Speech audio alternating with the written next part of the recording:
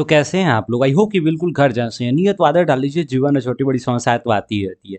आज की इस वीडियो में हम लोग बात करने वाले हैं मानव नेत्र एवं रंग बिरंगा संसार।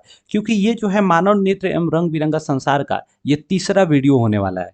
आपको पता है, जैसे हम लोगों ने पिछले दो वीडियो में मानव नेत्र एवं दृष्टि दोष, इस दो टॉपिक को हम लोगों ने बहुत अच्छे ढंग से पोस्टमार्टम किया और उसको कवर किया हुआ है। एग्जाम से कहीं से भी क्वेश्चन आ जाए, इससे बाहर कहीं से आपको पूछने वाला नहीं है। बट आपको क्या है कि उस चीज़ों को सही ढंग से रिवीजन करना होगा, पढ़ना होगा, एक नोट्स बनाना होगा।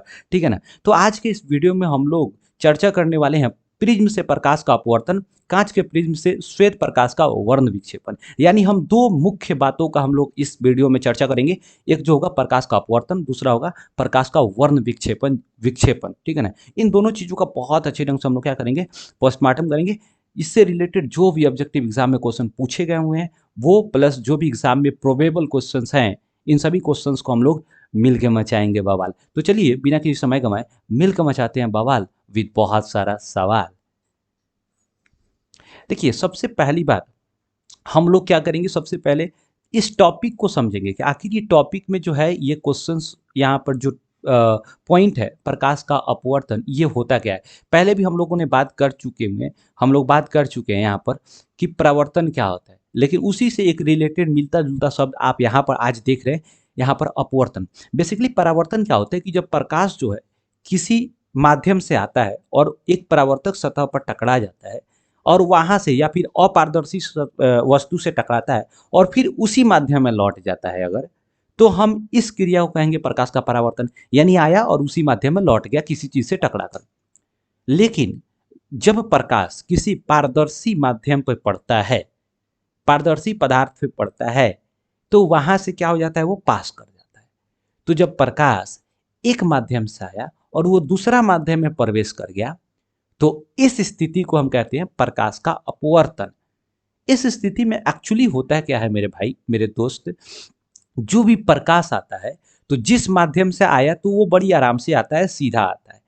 उसके मार्ग में कहीं पर कुछ नहीं होता है जब तक कि उसके बीच में, उसके मार्ग में कोई दूसरा अपारदर्शी वस्तु नहीं है। लेकिन जैसे ही यहाँ पर एक अलग माध्यम का कोई वस्तु, पारदर्शी माध्यम आया, वहां पर वो प्रवेश किया तो उसके मार्ग में परिवर्तन आ गया। यानी वो रास्ता से थोड़ा सा विचलित हो गया, या तो वो ऊपर भागा, नीचे भागा, मुड़ गया, बस अब एक नहीं फैल गया, इस तरह की चीजें हो जाती है। और यही जो घटना है प्रकाश का अपवर्तन कहलाता है। और हम आज इसी से रिलेटेड जो चीजें हैं उसको समझेंगे। सबसे पहली बात, यहाँ पर एक प्रिज्म है। बेसिकली हम लोग क्या करेंगे कि यहाँ पर हम लोग क्या देखेंगे कि प्रिज्म से प्रकाश का अपवर्तन, बस हम देख नहीं। तो प्रिज्म क्या होता है? प्रिज्म एक प्रकार का पारदर्शी माध्यम होता है जिससे एक प्रकार की ये इसकी बनावट ऐसी होती है जिसका कोई भी सम्मुख फलक जो है एक दूसरे के समानांतर नहीं होता है।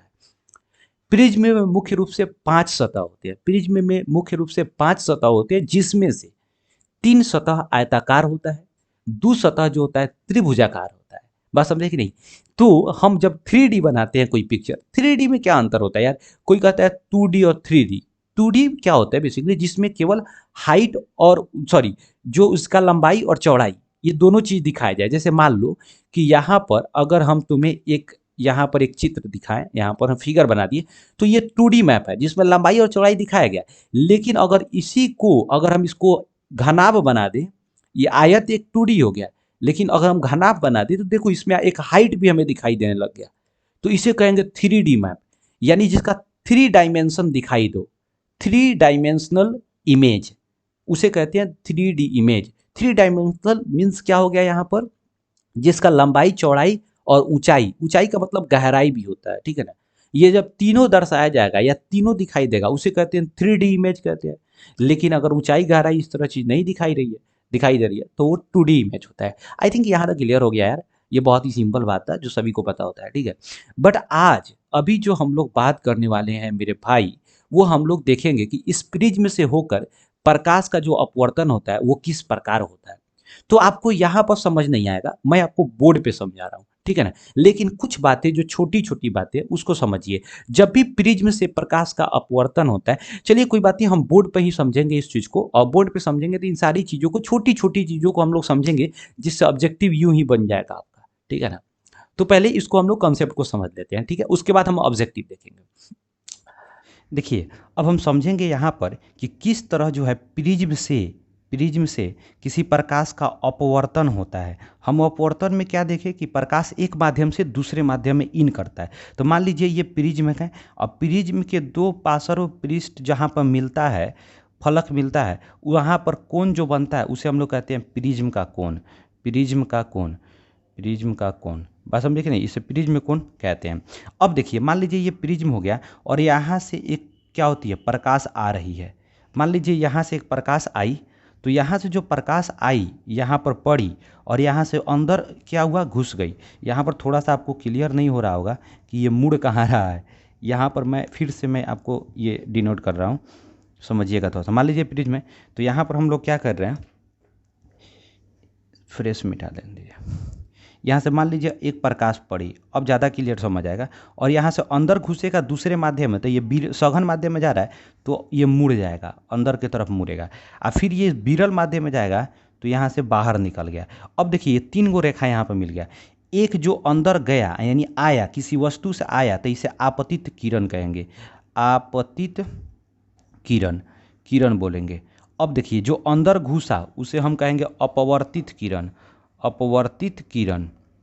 अब अपवर्तित किरण क्यों, क्योंकि अपवर्तन के बाद हुआ है। अब यहाँ पर बाहर निकल गया, उसको निर्गत किरण, निर्गत किरण बोलेंगे। आई थिंक कि यहाँ पर 3 चीज़ें आपको समझ आ गया होगा। अब मान लीजिए हम यहाँ पर क्या करेंगे, एक अभिलंब खींचेंगे। यहाँ पर हम एक अभिलंब खींच लेते हैं, ऐसे एक अभिलंब खींच लिए, ठीक है ना, और एक हम यहाँ पर अभिलंब खींच लिए, ऐसे हम 2 अभिलंब खींच लिए यहाँ पर, क्योंकि यहाँ पर अभिलंब खींचेंगे तभी हमें एक अलग कोण का निर्माण हो सकता है। तो अब देखिए, हम इस प्रिज्म में क्या देखने वाले हैं कि किस तरह का कोण बनता है, क्योंकि एग्जाम में हमेशा ये पूछते रहता है कि यहाँ पर किस प्रकार का कोण बन रहा है। बस हम देखें नहीं, तो यहाँ पर देखिए, अगर आप ये अभिलंब, इस अभिलंब के और यहाँ आपतित कोण के बीच अगर कोई कोण बन रहा है, उसे हम लोग क्या बोलेंगे, आपतन कोण। आपतन कोण, आपतन कोण क्या बोलेंगे, आपतन कोण।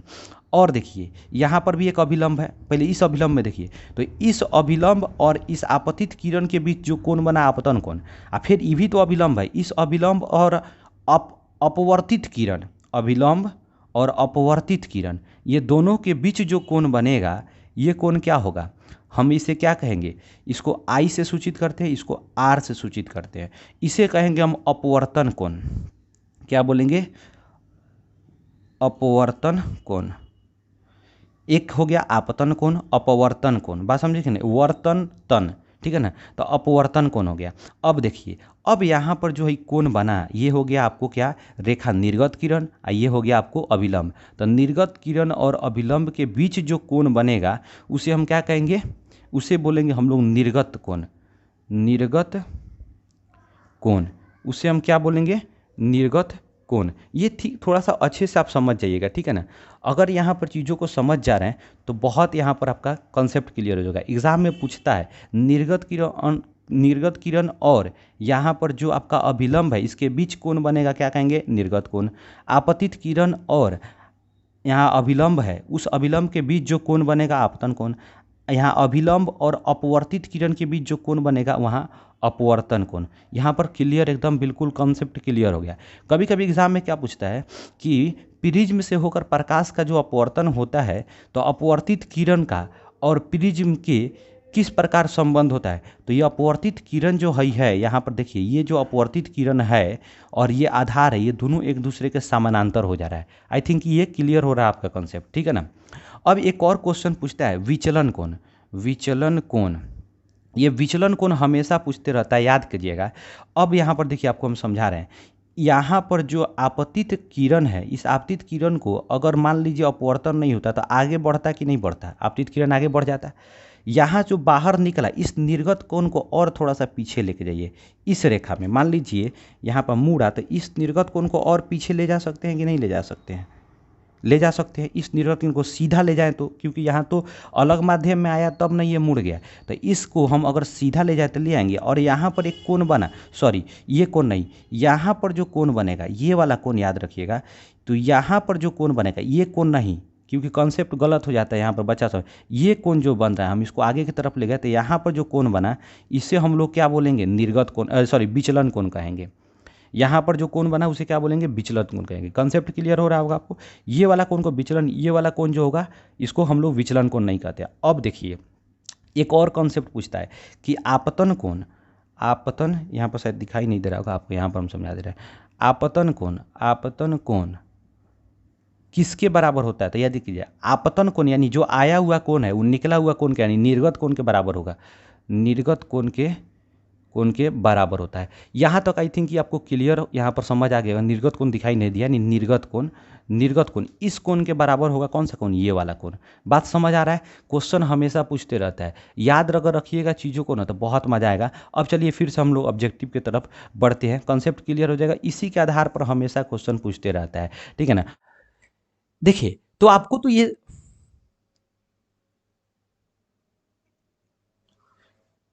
देखिए आपको तो ये पूरा कॉन्सेप्ट समझ आ गया, ठीक है ना। अब हम इससे रिलेटेड जो भी क्वेश्चंस है ऑब्जेक्टिव है उसको थोड़ा सा हम लोग क्या करते हैं, देखते हैं, ठीक है।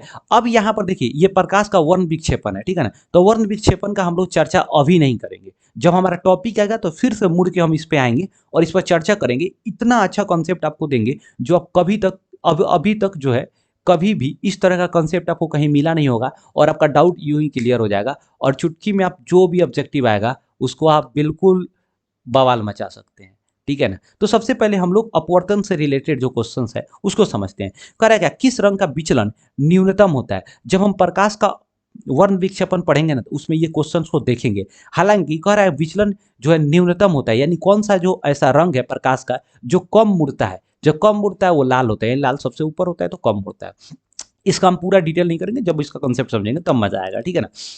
करे क्या, किसी प्रिज्म से अपवर्तित प्रकाश किरणें जब कोई प्रिज्म है, मान लीजिए यहाँ पर एक प्रिज्म हो गया, यहाँ पर एक त्रिभुजाकार होता है, कभी भी प्रिज्म में हम चित्र दर्शाए तो एक प्रिज्म हो गया। तो प्रिज्म से कोई प्रकाश जो अपवर्तित होगी ना तो वो क्या हो जाता है, याद रखिएगा, यहाँ से सीधे जाता है। सीधे जाने का मतलब जो यही अपवर्तित किरण है, ठीक है ना। तो अपवर्तित किरण और आधार इसका दोनों देखिए, दोनों समानांतर हो गया कि नहीं हो गया। तो कभी भी मैप में देखिएगा तो जब भी कोई प्रिज्म से प्रकाश जाता है ना तो जब अपवर्तन होता है तो अपवर्तन होने के बाद क्या होता है, समानांतर हो जाता है, ठीक है ना। समानांतर इसलिए हो जाता है मेरे भाई क्योंकि जब प्रकाश यहाँ से तिरछा जा रहा है तो वो सघन माध्यम में घुस रहा है। तो जब सघन माध्यम में जाएगा तो अभिलंब की तरफ मुड़ेगा, यानी सीधे नहीं जाएगा, थोड़ा मुड़ जाएगा। और जैसा ही मुड़ेगा वो आधार के समानांतर हो जाएगा। भाई कॉन्सेप्ट समझो, कॉन्सेप्ट समझ गया ना तो पूरा बवाल मचा सकते हो। ये रटने रूटने वाला काम जो है ना यार, जिंदगी में कभी भी काम नहीं आने वाला। आज रटोगे कल भूल जाओगे, कॉन्सेप्ट समझोगे जिंदगी पर बवाल मचाते रहोगे, ठीक है ना। तो प्रिज्म के आधार से क्या हो जाता है, समानांतर हो जाता है, ठीक है।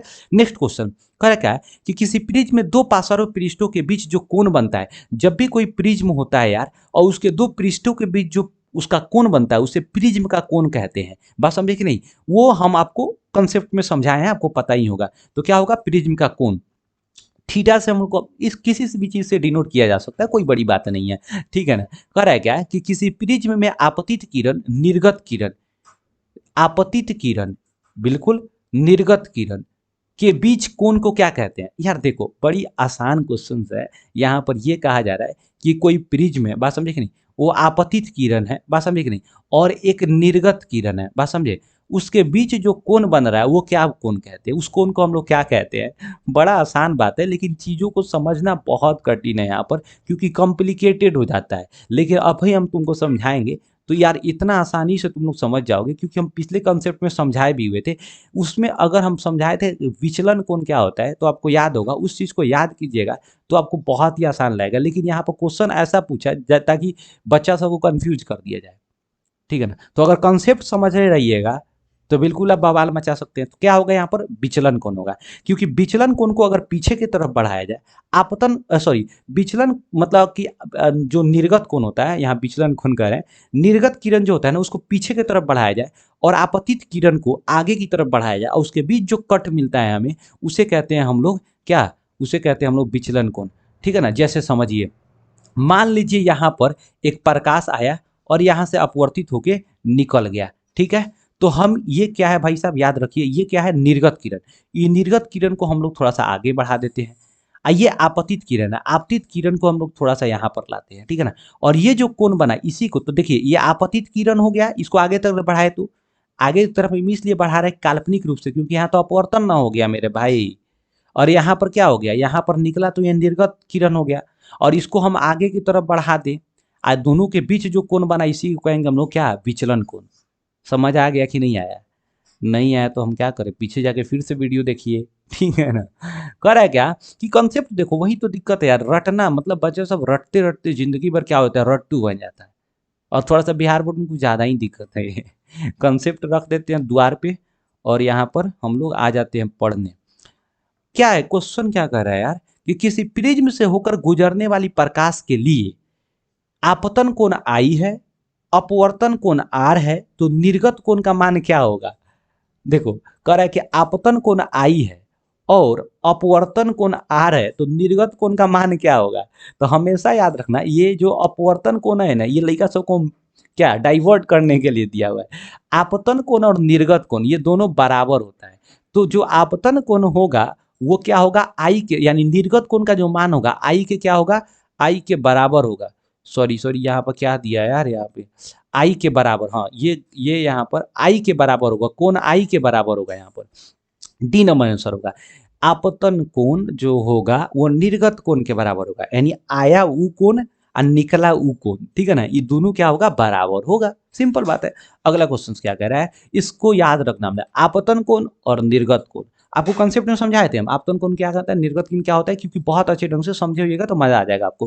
करेगा विकासशील देशों में कितने करोड़ दृष्टिहीन है, यानी विकासशील देश है जहां पर क्या है यार कि अभी के पीरियड में हेल्थ स्टेटस बहुत ही खराब है, यहाँ की हॉस्पिटल अच्छे नहीं है, लोग अवेयर नहीं है, पढ़े लिखे नहीं है, जिसकी वजह से उनको बीमारी बहुत ज़्यादा होता है। हमारे यहाँ जो आँख की प्रॉब्लम है, जो भी विकासशील देश है, लगभग 3.5 करोड़ से ज़्यादा लोगों का जो है आँख की प्रॉब्लम है। फिर भी उनके पास पैसा की कमी है, उचित जो है उपचार नहीं हो पा रहा है, उनका व्यवस्था नहीं हो पा रहा है, जिसकी वजह से वो लोग जूझ रहे हैं इन बीमारियों से। अगला क्वेश्चन का है कि निम्नलिखित में से कौन ऐसे व्यक्ति हैं जो नेत्रदान नहीं कर सकते हैं।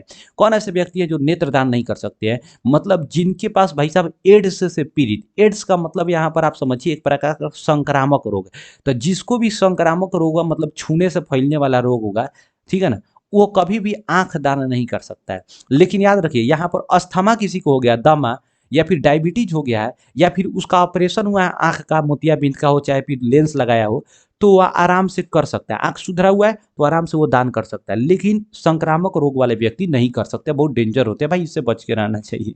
ठीक है ना। अगला क्वेश्चन क्या कर रहा है कि इनमें से कौन व्यक्ति नेत्रदान कर सकता है। ए भाई, ये कॉन्सेप्ट को हम बहुत पहले समझाए थे। जोन जोन पढ़ा होगा वो बढ़िया से मारेगा, जो नहीं पढ़ा होगा मुंह बांधेगा। लोल है सब, सबका सब खाली रटने के चक्कर में रहता है। अरे भाई कॉन्सेप्ट को समझना। करेगा कौन व्यक्ति नेत्रदान कर सकता है, तो दामा के रोगी कर सकता है, मधुमेह रोगी कर सकता है, बी और सी आंसर होगा।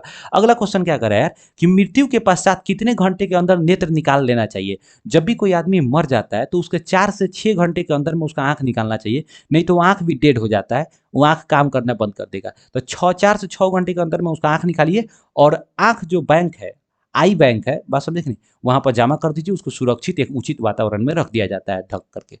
दूसरा क्वेश्चन क्या करे कि नेत्रदान करने वाले व्यक्ति की आयु कुछ भी हो सकता है, तो इनमें से सभी होगा, ठीक है ना। अगला क्वेश्चन क्या करे कि कौन सा रंग जिसका खतरे के लिए सिग्नल में उपयोग किया जाता है।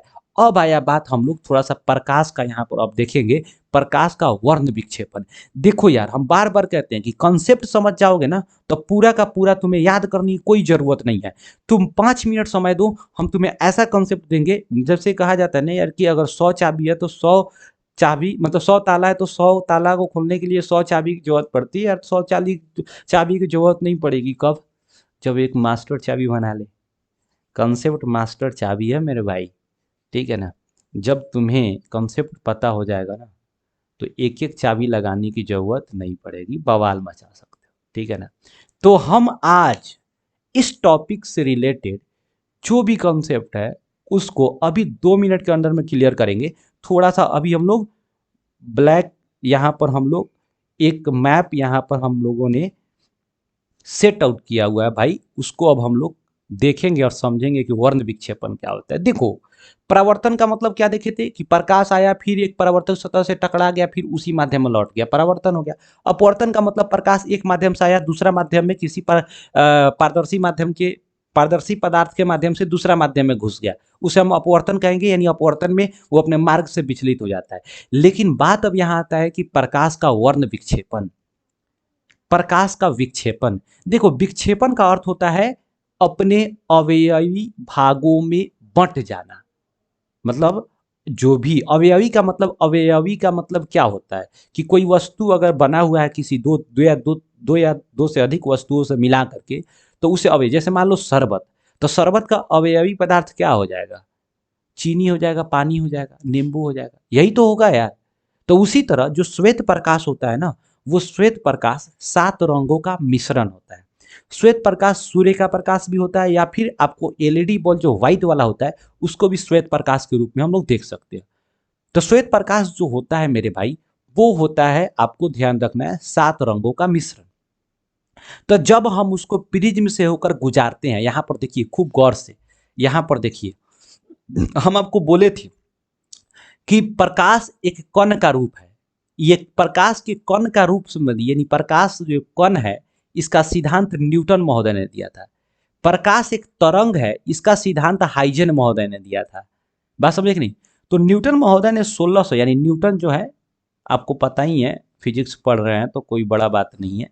तो इन्होंने 1665 ईस्वी में एक प्रकाश को प्रिज्म से होकर गुजारा, तो उनको क्या हो गया कि ये अलग अलग कलर का एक पट्टी दिखाई देने लग गया। वो बोले, रे भाई ये क्या हो गया, यहाँ तो हम उजला प्रकाश गुजारे, यहाँ तो 7 गो रंग का पट्टी दिखाई दे दे लो, ये क्या हो गया यार। ठीक है ना? वो समझे कि अरे बाप रे, यहाँ तो बड़ी झोल है। झोल क्या है भाई साहब, कि ये व्हाइट प्रकाश नहीं है, ये व्हाइट प्रकाश के अंदर में 7 कलर का रंग है, जो आपस में मिल करके क्या बना दिया है, एक व्हाइट जो है यहाँ पर लाइट का निर्माण किया गया हुआ है। बात समझ आ गया? अब यहाँ पर समझना ये है, जब भी कोई प्रकाश को आप यहाँ से गुजारिएगा तो 7 रंग में विभाजित होगा। आपको हम पहले ही बताए थे कि तरंग, तरंग का मतलब ये होता है कि जब प्रकाश ऐसे ऐसे जा रहा होता है। बात समझे कि नहीं? तो उसे तरंग कहेंगे। इसके बीच का जो मोमेंटम होता है, इसका जो लंबाई होता है, इसी को कहते हैं तरंग धैर्य। बात समझ आया कि नहीं आया? तरंग धैर्य, बात समझे कि नहीं? तो यहां पर आप खूब गौर से देखिए, इस जो तरंगधर प्रकाश जो पास कर रहा है, उसमें तरंगधर सबसे ज्यादा किसका है? इसमें से जो प्रकाश पास कर रहा है, तो सबसे ऊपर वाला जो लाल रंग है, उसका तरंगधर ज्यादा है कि नहीं है? उसका तरंगधर ज्यादा है, यानी लंबा लंबा है। उसका जो स्टेप है वो ऐसे ऐसे है, ऐसे ऐसे है। लेकिन सबसे नीचे वाला को देखिए, जो बैगनी कलर का है, उसका तरंगधर ऐसे है, ऐसे है, ऐसे तरंगदारे है। बात समझ आया कि नहीं? तो यानी इसके बीच का जो गैपिंग है वो कम है, इसके बीच का गैपिंग क्या है, ज्यादा है। यानी लाल रंग का तरंगधर्य क्या है, ज्यादा है। बैगनी रंग का तरंगधर्य क्या है, कम है। तो आप याद रखिए, कोई भी चीज थोड़ा सा आप ध्यान दीजिए कि कोई एक ऐसा वस्तु जो बहुत ज्यादा टुकड़ों में विभाजित है, ठीक है ना, तो वो जल्दी मुड़ेगा, कि कम टुकड़ा में जो विभाजित है वो जल्दी मुड़ेगा। दिमाग लगाने वाला बात है। तो जिसका जो ज्यादा टुकड़ा में विभाजित है, बस समझे कि नहीं, वो जल्दी मुड़ जाएगा। यानी कहने का मतलब कि जो बैगनी है प्रकाश है, वो कम, एकदम छोटी छोटी टुकड़ों के रूप में है। मतलब यहाँ पर अगर बात करें हम लोग, तो उसका जो मुड़ान है, उसका जो तरंगधर्य है, काफी छोटा है, जिसके वजह से वो जल्दी मुड़ जाता है। लेकिन लाल प्रकाश का जो है, इसका तरंगधर्य लंबा लंबा बड़ा बड़ा है, ज्यादा ज्यादा है, तो वो जल्दी मुड़ता नहीं है। खूब ध्यान से देखिए। तो हम इस प्रकाश को सबसे पहले एक वर्णपट पे हम देखेंगे, और कैसे समझेंगे, एक ट्रिक के माध्यम से। आपको हर किसी को ये ट्रिक बड़ी फेमस ट्रिक है, जिसको हम लोग क्या कहते हैं, बैजानीह पिनाला, ठीक है ना, वेब ग्योर। यहाँ पर देखिए, हम बोलते हैं वय, यहाँ पर प्रकाश की एक पट्टी आपको दिखाई दे रही है, जिसमें हम बोलेंगे वय जा नी ह पी, यानी पी ना ला, यानी 7 रंग है। तो यानी वायलेट, यहाँ पर देखिए, बैगनी जामुनी, बैगनी जामुनी, यहाँ पर नी है, नीला हरा पीला नारंगी और लाल। खूब ध्यान से देखिए, इसको हम क्या कहते हैं, जिस पट्टी पे प्राप्त होता है उसे हम स्पेक्ट्रम कहते हैं। स्पेक्ट्रम 2 तरह का होता है, आगे हम चर्चा करेंगे आपको। ठीक है ना। तो यहाँ पर जो है सबसे ऊपर कौन होगा, आपका लाल होगा। तो सबसे ऊपर लाल है, इसका मतलब क्या है कि लाल कम मतलब मुड़ा हुआ है, तभी तो सबसे ऊपर है। यहाँ पर देखिए ना, ये कण के रूप में है तो लाल ऊपर है, उसके नीचे क्या है, नारंगी कलर है। यहाँ पर भी देखिए लाल ऊपर है, नारंगी कलर थोड़ा सा नीचे है। बात समझ आ रहा है कि नहीं आ रहा है। तो इसको हम लोग एक तरंग के रूप में जा रहा है, ये एक कण के रूप में जा रहा है। बात समझे कि नहीं। तो नॉर्मली हम लोग क्या देखे कि प्रकाश का 7 रंग अवयवी रंग कौन है, उसका ट्रिक याद रखेंगे, बैजानी है पीला। सबसे नीचे बैगनी, सबसे ऊपर लाल होता है। खूब ध्यान से देखिए, लाल सबसे ऊपर क्यों होता है, उसका तरंगधैर्य ज्यादा होता है, वो कम मुड़ा हुआ रहता है। तो जिसका तरंगधैर्य ज्यादा होगा, बात समझे कि नहीं, वो कम मुड़ेगा। और जो कम, जिसमें कम मुड़ने की प्रवृत्ति है, उसका अपवर्तनांक भी क्या होगा, ज्यादा होगा। जिसमें कम मुड़ने की प्रवृत्ति है, उसका अपवर्तनांक भी ज्यादा होगा। बात समझे कि नहीं। यहां पर जिसमें कम मुड़ने की प्रवृत्ति है, उसका अपवर्तनांक कम होगा, क्योंकि ज्यादा अपवर्तनांक में क्या होता है कि वस्तु ज्यादा मुड़ता है, प्रकाश ज्यादा मुड़ता है। यहाँ पर कॉन्सेप्ट थोड़ा सा उल्टा बोल दिया आपको, यहाँ पर ध्यान रखना है कि जो वस्तु कम मुड़ेगा, इसका मतलब उसका अपवर्तनांक कम है। जो वस्तु ज्यादा मुड़ रहा है, उसका अपवर्तनांक ज्यादा है।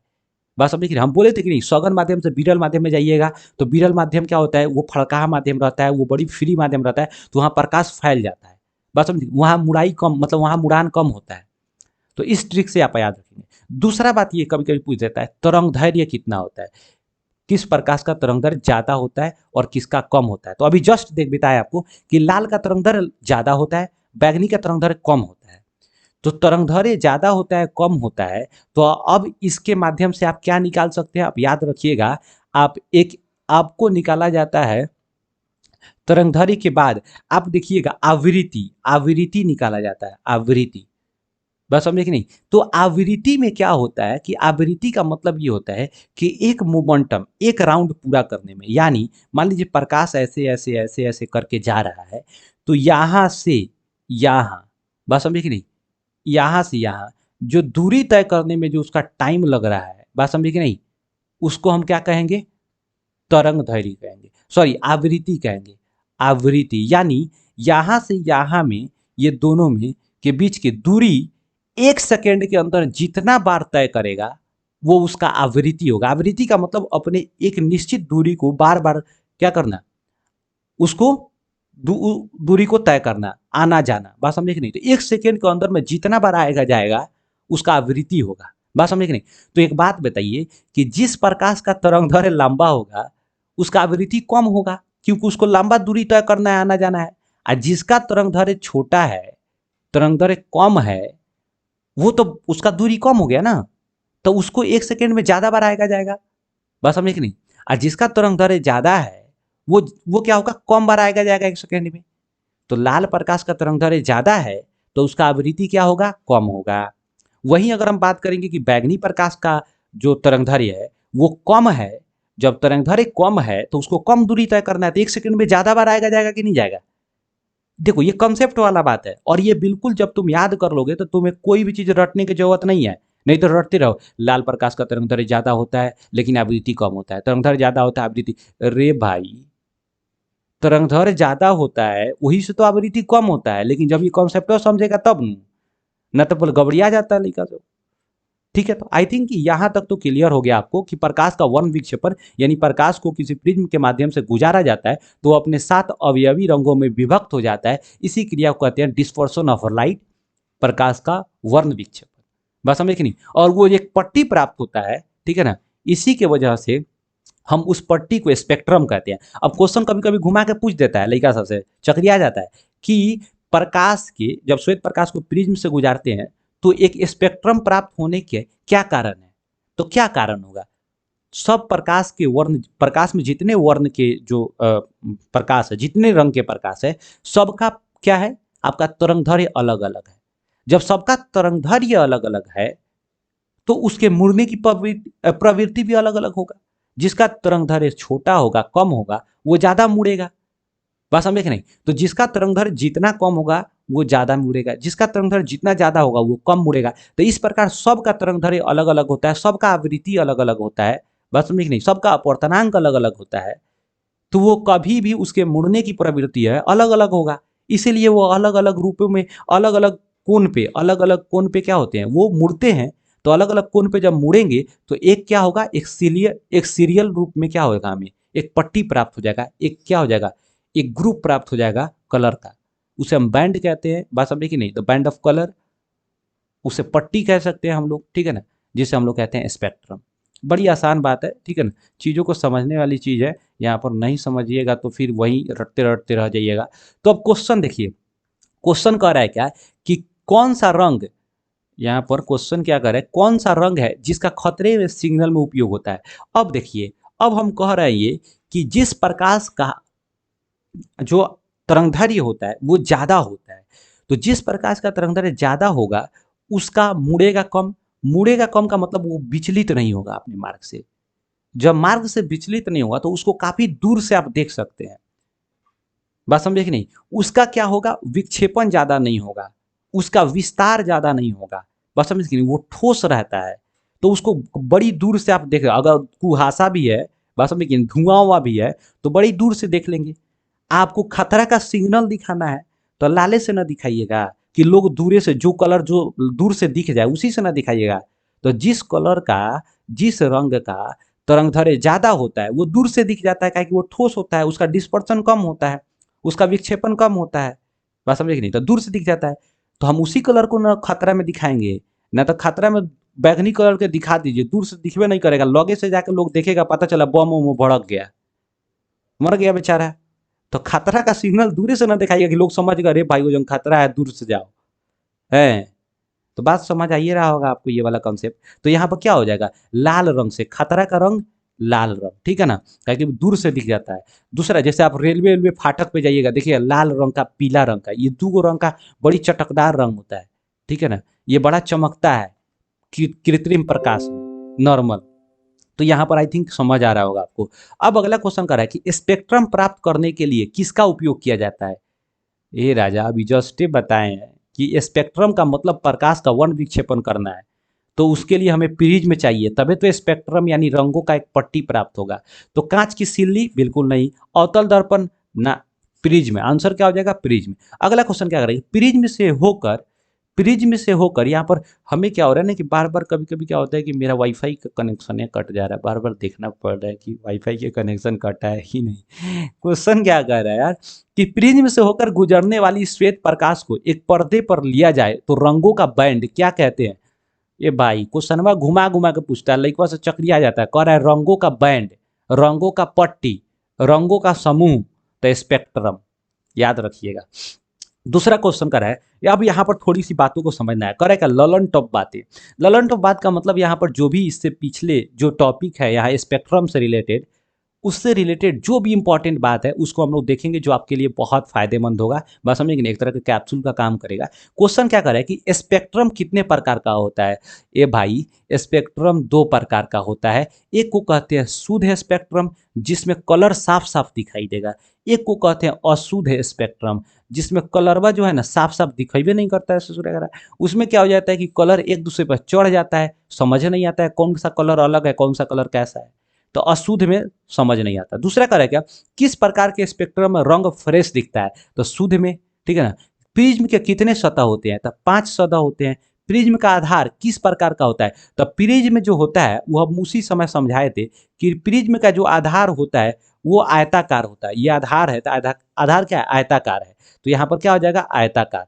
यहाँ लिखते चलिएगा, प्रयोग में अपवर्तन प्रिज्म के किन दो फलकों से होता है। तो कह रहा है कि जब प्रिज्म को हम प्रयोग में लाते हैं तो उसका अपवर्तन किस दो फलक से होता है, तो आयताकार फलक से, यहाँ से होगा। आप खूब ध्यान दो ना यार, कि हम प्रिज्म में बनाएं तो प्रकाश जाएगा तो ऐसा ही ना जाएगा। तो ये क्या है, ये वाला पार्ट क्या है, मैं व्हाइट से अगर करूँ तो तुम्हें ज़्यादा शायद दिखेगा। ये वाला पार्ट क्या है, ये आयताकार है, इधर वाला भी पार्ट क्या है, आयताकार है। अब प्रकाश इसी से होकर के जाएगा, प्रकाश इसी से होकर जाएगा।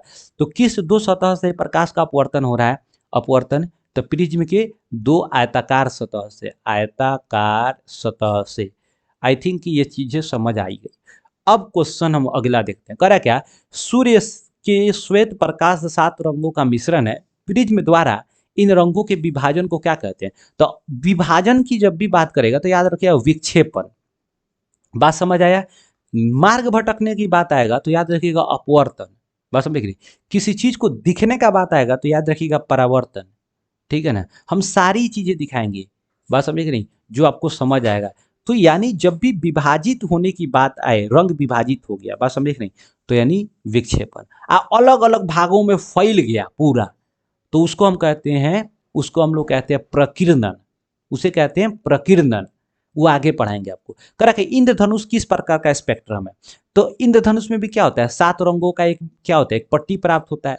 तो ये स्पेक्ट्रम हुआ कि नहीं हुआ, लेकिन क्या पट्टी वो हम लोग प्राप्त करवाते हैं, वो नेचुरली मिलता है भगवान के द्वारा।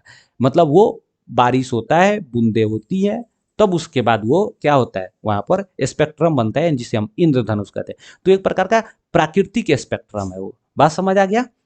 दूसरा क्वेश्चन, कुछ ललन टॉप बातें हैं उसको समझते हैं। कह रहा है इंद्रधनुष कितना प्रकार का होता है, ये भाई इंद्रधनुष 2 प्रकार का होता है। इंद्रधनुष कितने प्रकार का होगा, 2 प्रकार का। एक को कहते हैं प्राथमिक, प्राथमिक, और दूसरा को कहते हैं द्वितीयक इंद्रधनुष, द्वितीयक इंद्रधनुष।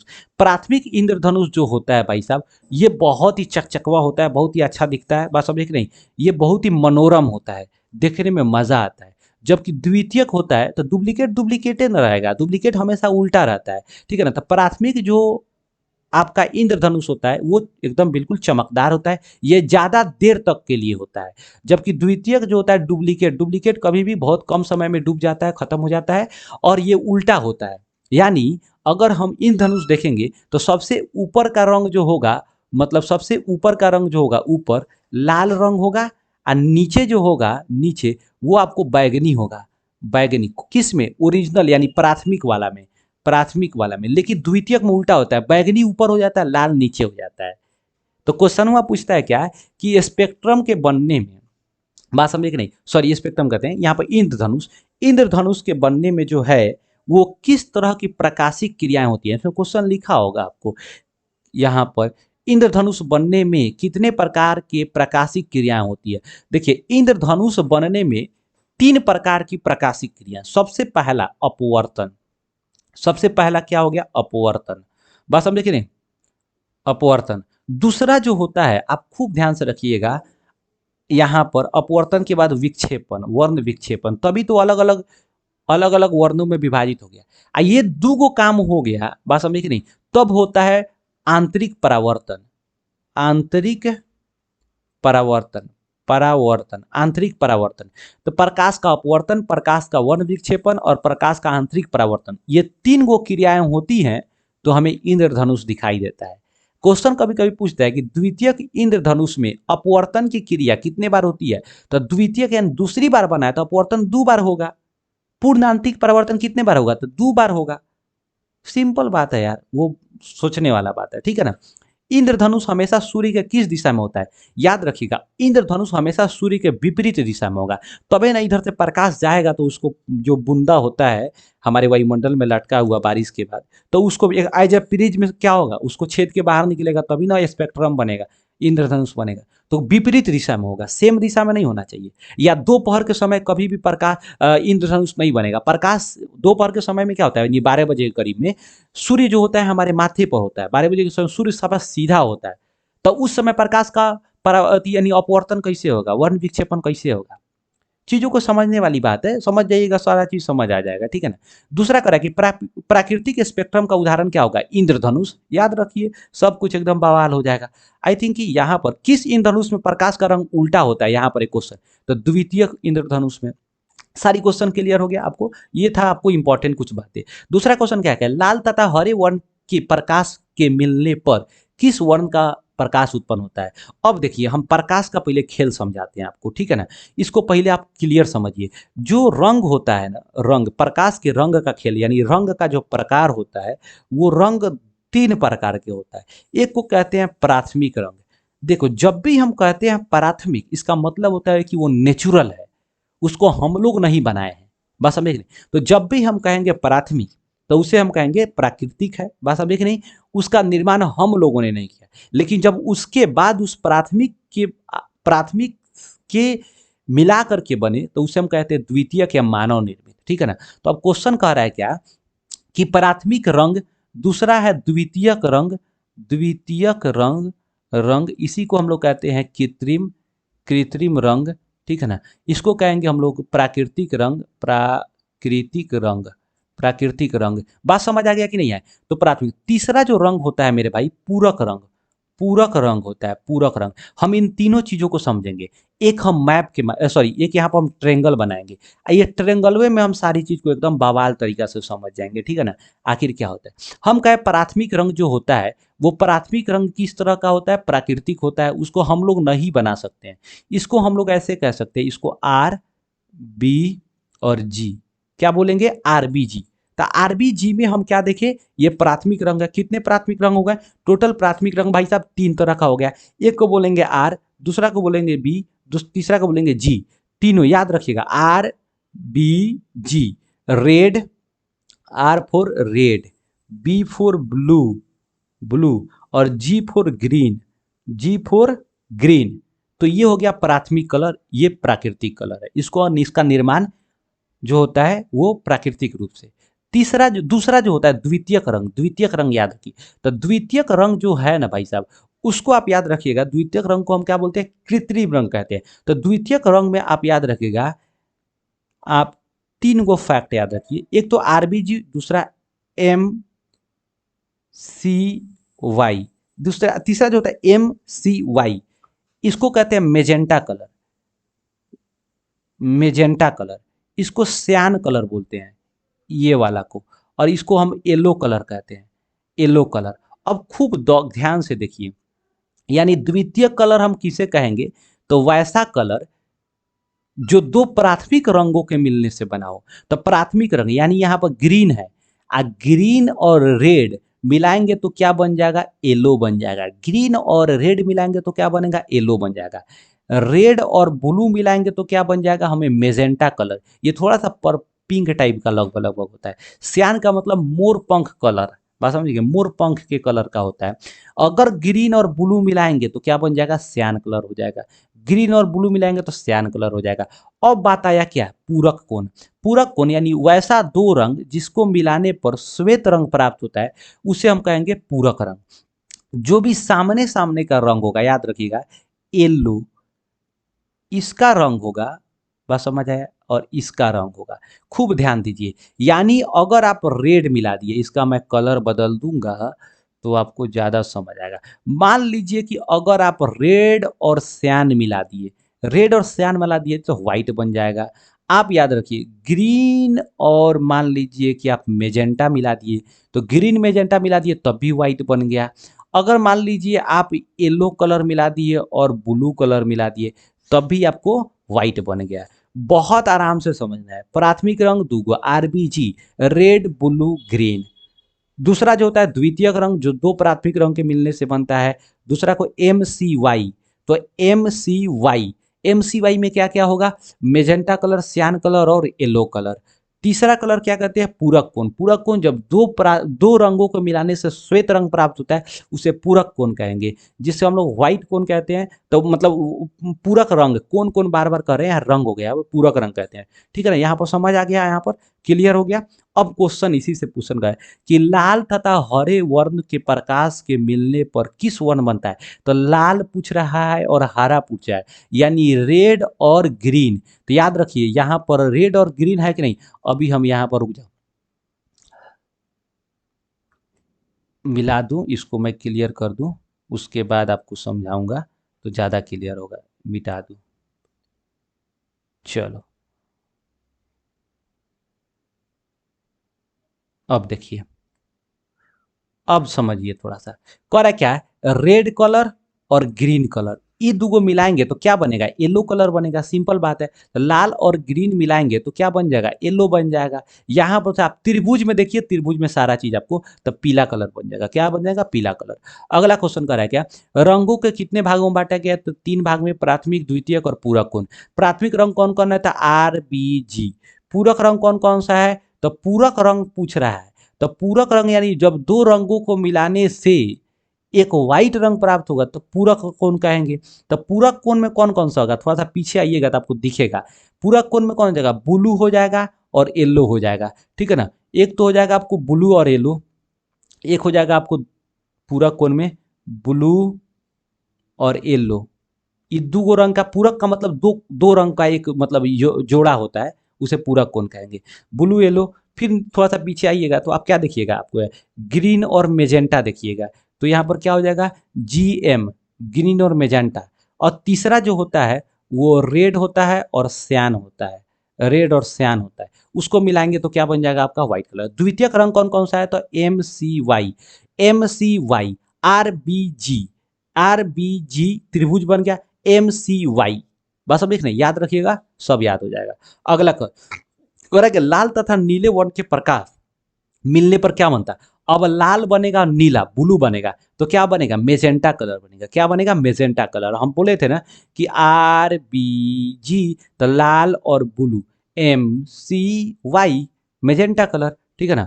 आपको लास्ट में हम मेजेंटा कलर दिखाएंगे कौन होता है। नीला तथा हरा प्रकाश के मिलने पर किस वर्ण, तो नीला पूछ रहा है, यानी ब्लू कलर और हरा कलर मिलेगा तो क्या बनेगा। तो याद रखिए कि RBG, तो बोल RBG, तब ब्लू और ग्रीन मिलेगा था MC, यानी सियान कलर। क्या बन जाएगा, सियान कलर बन जाएगा। ठीक है ना। याद देखो, याद रटने का कोशिश मत करो, कॉन्सेप्ट समझ जाओ, मजा आ जाएगा। करेगा तीनों प्राथमिक वर्णों को उचित रूप में मिलाने पर हमें श्वेत प्रकाश बनता है। जब भी हम तीनों प्राथमिक रंग को मिलाएंगे, यानी RBG को मिलाएंगे, तो हमें व्हाइट प्राप्त होगा।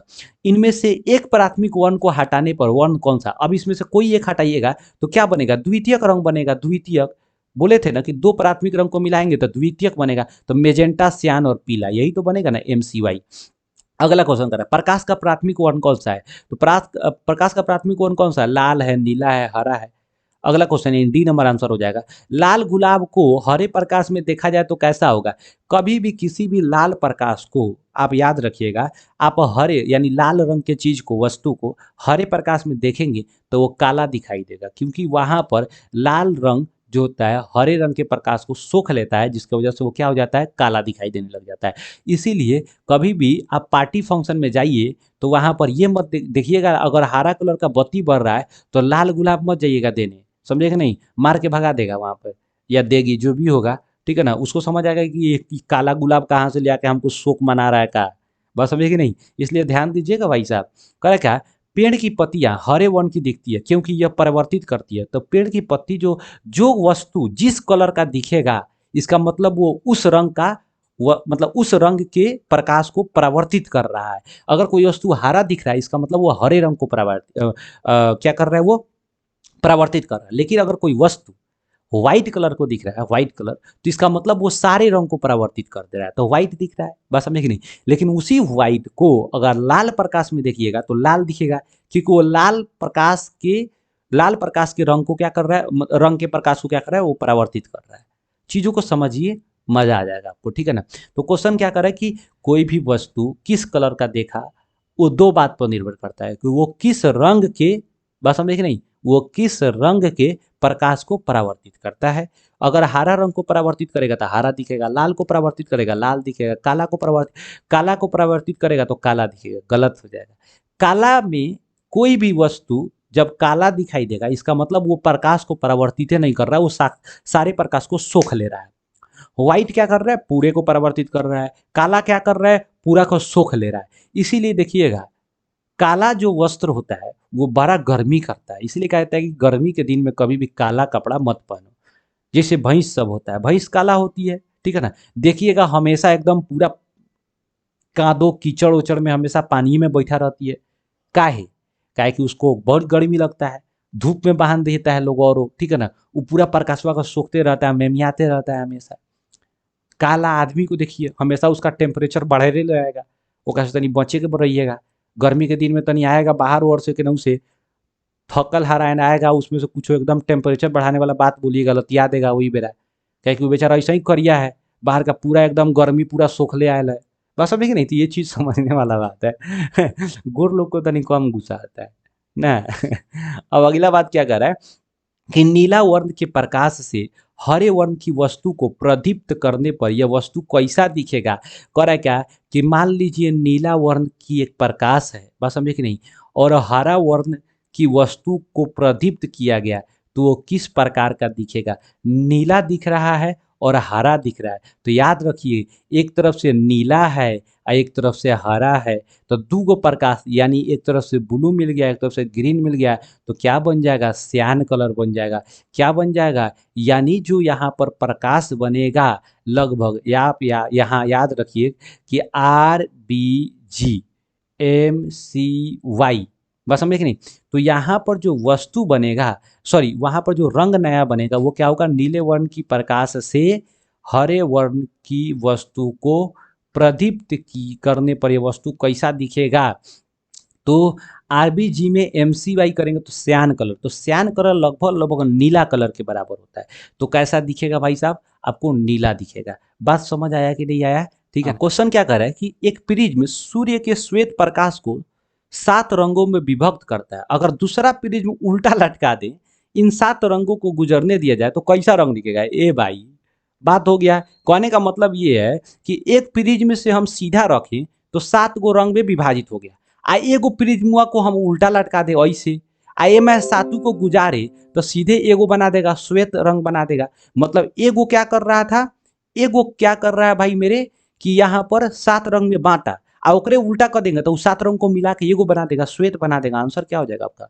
D number. बी नंबर अगला, कांच का अपवर्तनांक किस वर्ण के लिए न्यूनतम होता है। बोले थे ना कि कोई भी कांच, कांच का मतलब यहाँ प्रिज्म की बात किया जा रहा है, तो जब प्रिज्म से कोई प्रकाश गुजर रहा है तो कौन सा प्रकाश सबसे ज्यादा मूड़ा, जो सबसे ज्यादा मूड़ा उसका अपवर्तनांक ज्यादा, और जो सबसे कम मूड़ा इसका मतलब उसका अपवर्तनांक कम है, तो लाल कलर सबसे कम मुड़ता है तब तो ऊपर होता है, इसीलिए क्या होता है, लाल का अपवर्तनांक न्यूनतम होगा। और सबसे ज्यादा पूछेगा तो किसका होगा, बैगनी का। कांच का अपवर्तनांक किस वर्ण के लिए अधिकतम होता है, ये 80 नंबर का आंसर भाई तुम ही लोग करो, ठीक है ना, एकदम बिल्कुल बवाल मचा दो। अगला क्वेश्चन, कांच का अपवर्तनांक विभिन्न वर्णों के प्रकाश के लिए अलग अलग होता है, भिन्न भिन्न होता है, बिल्कुल। तो अगला क्वेश्चन कर रहा है कि जब पानी की बूंदों के भीतर एक ही पूर्ण परावर्तन हो तो इसे इंद्रधनुष को कहा जाएगा। जब एक बार पूर्ण परावर्तन होगा तो उसे प्राथमिक, और जब 2 बार होगा तो उसे क्या कहेंगे हम लोग, द्वितीयक। द्वितीयक ज्यादा देर के लिए नहीं होता है, वो मलछाऊ दिखता है, यानी बहुत ही धुंधला दिखता है, फ्रेश नहीं दिखता है, ठीक है ना, बहुत जल्दी खत्म हो जाता है। द्वितीयक इंद्रधनुष में पानी के बूंद के अंदर कितने आंतरिक परावर्तन होंगे, तो 2 आंतरिक परावर्तन होगा। हम लोग पहले ही, श्वेत प्रकाश जब प्रिज्म से होकर गुजरता है तो जो रंग सबसे अधिक विचलित होता है, विचलित का मतलब सबसे अधिक मुड़ता है, वो होता है कौन रंग। तो कौन सा रंग सबसे अधिक मुड़ेगा, तो जिसका तरंगदैर्घ्य सबसे, हम बोले थे ना कि यहाँ पर कॉन्सेप्ट याद रखोगे तो बहुत सारा चीज याद हो जाएगा तुम्हें। तो जिसका तरंगदैर्घ्य सबसे कम होगा, छोटा होगा, वो जल्दी मुड़ जाएगा, तरंगदैर्घ्य बड़ा होगा वो कम मुड़ेगा। तो किसका तरंगदैर्घ्य सबसे छोटा है, तो बैगनी का। यानी याद रखना आपको, सबसे नीचे कौन, बैगनी होता है। तो सबसे ज्यादा मुड़ा कौन, बैगनी। सबसे ज्यादा क्यों मुड़ा, क्योंकि उसका तरंगदैर्घ्य कम है, और सबसे ज्यादा मुड़ने का मतलब ये हो गया कि उसका अपवर्तनांक भी कम है, और जब उसका तरंगदैर्घ्य कम है यानी छोटा है तो उसका आवृत्ति भी क्या होगा, ज्यादा होगा, क्योंकि उसको कम दूरी तय करना पड़ रहा है। इस कॉन्सेप्ट से याद करोगे ना तो बवाल मचा सकते हो। अगला क्वेश्चन, अगला जो टॉपिक है भाई साहब, यहाँ से क्वेश्चन समाप्त हो जाए, वायुमंडलीय अपवर्तन, वो नेक्स्ट वीडियो में करेंगे क्योंकि वीडियो लंबा हो चुका है, बवाल मचाने वाला, ठीक है ना। अब इससे ज्यादा करेंगे तो यार फिर तुम लोग भी उबने लग जाते हो। लेकिन भाई ये है कि हम लोगों ने टॉपिक को जो भी पढ़ेंगे कंसेप्ट के साथ, जो उससे रिलेटेड क्वेश्चन कहीं से घुमा फिरा के पूछे ना, बिल्कुल पोस्टमार्टम करके रख देना है। तो वीडियो अच्छा लगा हो तो लाइक कीजिए, नहीं अच्छा लगा हो डिसलाइक कीजिए, चैनल को कंपलसरी सब्सक्राइब कीजिए। भाई साहब आप प्रिज्म से मारिए या फिर किसी भी तरह का लेजर लाइट प्रकाश से मारिए, मुझे नहीं पता, मेरा लाल वाला बटन भाई साहब सब्सक्राइब हो जाना चाहिए, ठीक है ना। मिलते हैं नेक्स्ट वीडियो में बवाल मचाते हुए नेक्स्ट वीडियो के साथ, तब तक के लिए जय हिंद।